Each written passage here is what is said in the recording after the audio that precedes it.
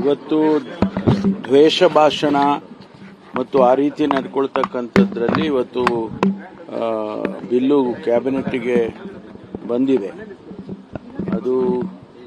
ಅದನ್ನು ಚರ್ಚೆ ಮಾಡಿ ಏನು ತೀರ್ಮಾನ ತಗೊಳ್ತಾರೆ ಅದು ಕ್ಯಾಬಿನೆಟ್ಟಲ್ಲಿ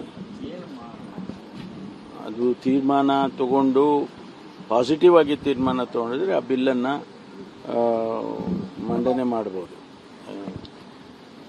ಆ ಸಾಧ್ಯತೆಗಳಿದಾವೆ. ಬಿಜೆಪಿ ಟಾರ್ಗೆಟ್ ಮಾಡೋ ಚರ್ಚೆಗಳು ನಡೀತಾ ಇದೆ ಈ ಬಿಲ್ ಮೂಲಕ. ಬಿಜೆಪಿ ಟಾರ್ಗೆಟ್ ಅಂತಲ್ಲ, ನಾವೇನು ಪರ್ಮನೆಂಟ್ ಆಗಿ ನಾವೇ ಇರ್ತೀವ, ಬದಲಾಗೋದಿಲ್ವ ಸರ್ಕಾರ. ಯಾರೇ ಬಂದರೂ ಕೂಡ ಅದು ಅಪ್ಲೈ ಆಗುತ್ತೆ. ಬಿಜೆಪಿಗೆ ಅಂತ ಯಾಕೆ ಟಾರ್ಗೆಟ್ ಮಾಡಬೇಕು ನಾವು?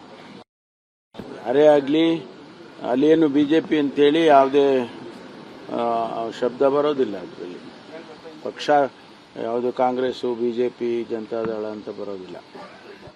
ಭಾಷಣಕ್ಕೆ ಪ್ರತ್ಯೇಕವಾಗಿ ಕಾನೂನು ಮಾಡುವಂತ ಅಗತ್ಯತೆ ಏನಿದೆ ಇದೆ ಅಂತಾನೆ ಮಾಡಿದೀವಲ್ಲ. ಈಗಿರೋ ಕಾನೂನು ಅಲ್ಲಲ್ಲ, ಈಗಿರೋ ಕಾನೂನು ಇನ್ನೂ ಭದ್ರ ಮಾಡಬೇಕು ಅಂತ ಮಾಡ್ತಾ ಇರ್ತಾರೆ. ಕೆಲವು ಪ್ರೊವಿಷನ್ಸ್ ಅದಕ್ಕೆ ಆಡ್ ಮಾಡಿದ್ದಾರೆ ಅಷ್ಟೇ.